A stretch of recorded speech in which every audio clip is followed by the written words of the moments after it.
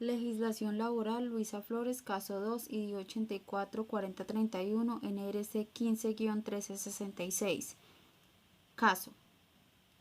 Un trabajador que cumple todos los requisitos para poder ser contratado en Colombia es contratado a través de un contrato laboral a término indefinido en una empresa del sector de la producción.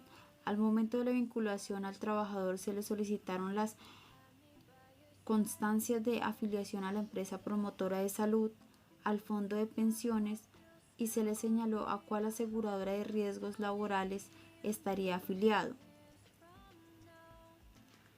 En el desarrollo y ejecución de su contrato de trabajo, el trabajador comienza a presentar ciertas deficiencias físicas, por lo que acude al médico de su EPS, quien determina que el trabajador presenta una enfermedad degenerativa, la cual lleva un tiempo importante de evolución y otorga la debida incapacidad. La situación médica del trabajador se complica y por esta razón no pueden cumplir sus labores contratadas. La EPS asume el pago de las incapacidades de manera regular y oportuna. Sin embargo, el empleador no desea continuar la relación laboral con dicho trabajador. Así las cosas, la Oficina de Gestión Humana de la empresa envía una carta de despido al trabajador en la que señala como justificantes de este puntual lo siguiente. Primero, que el despido es legal y justificado porque la enfermedad la presentaba el trabajador con antelación a su vinculación, tal como lo certificó el médico contratante de la EPS. Segundo, que la enfermedad no se deriva de un origen laboral, sino de origen común, por lo que, al no ser adquirida por el desarrollo de las funciones dentro de la empresa no está obligada a seguir con su contrato, que es mejor que se quede recuperándose en la casa y la empresa puede disponer de esa vacante para otra persona. Situaciones.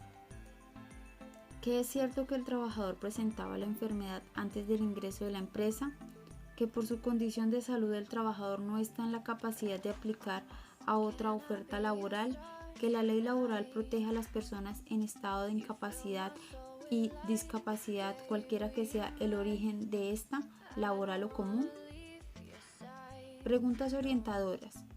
Primero, ¿puede la empresa finalizar, es decir, despedir con justa causa al trabajador y por qué? No lo puede despedir por justa causa. Según la Ley 361 de 1997 en su artículo 26, modificado por el artículo 137 del Decreto Nacional 019 de 2012, en ningún caso la limitación de una persona podrá ser motivo para obstaculizar una vinculación laboral, a menos que dicha limitación sea claramente demostrada como incompatible e insuperable en el cargo que fuese a desempeñar. Asimismo, ninguna persona limitada podrá ser despedida o su contrato terminado por razón de su limitación, salvo que nadie lo autorice de la oficina de trabajo. Segundo, ¿podría el trabajador demandar la empresa para que le reingrese? ¿Y por qué? Sí podría hacerlo, pero si lo reingresaran se le asignarían otras actividades donde no tengan el mismo nivel de agotamiento, todo esto con base al cuidado de su salud, aunque lo más posible es que lo indemnicen por el estado de salud en que se encuentra. No, según el artículo 26 ya nombrado, no obstante, quienes fueren despedidos o su contrato terminado por razón de su limitación sin el cumplimiento de los requisitos previstos por el inciso anterior, tendrán derecho a una indemnización equivalente a 180 días del salario, sin perjuicio de las demás prestaciones e indemnizaciones a que hubiera lugar, de acuerdo con el Código Sustantivo del Trabajo y demás normas que lo modifiquen, adicionen y complementen y aclaren. Además, en el artículo 64 del Código Sustantivo del Trabajo dice que la terminación unilateral del contrato sin justa causa en todo contrato de trabajo va envuelta la condición resolutoria por incumplimiento del pacto con la indemnización por perjuicios a cargo de la parte responsable. Tercero, en caso de reingreso deberá la empresa reconocer los pagos dejados de recibir por el trabajador desde el momento del despido hasta la fecha de reingreso. ¿Y por qué? Sí, porque cuando se ordena el reintegro del trabajador, el empleador debe pagar al trabajador todos los conceptos que se le hubieran pagado si la relación laboral no se hubiera interrumpido.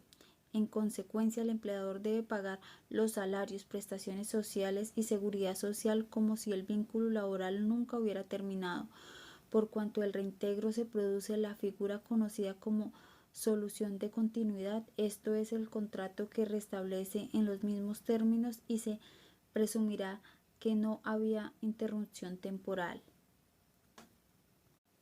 Es decir, que al reintegrarse un trabajador por orden judicial no nace un nuevo contrato que empieza desde cero, sino que se restablece el que fue interrumpido por una decisión arbitraria del empleador y se le da la continuidad como si nada hubiera pasado.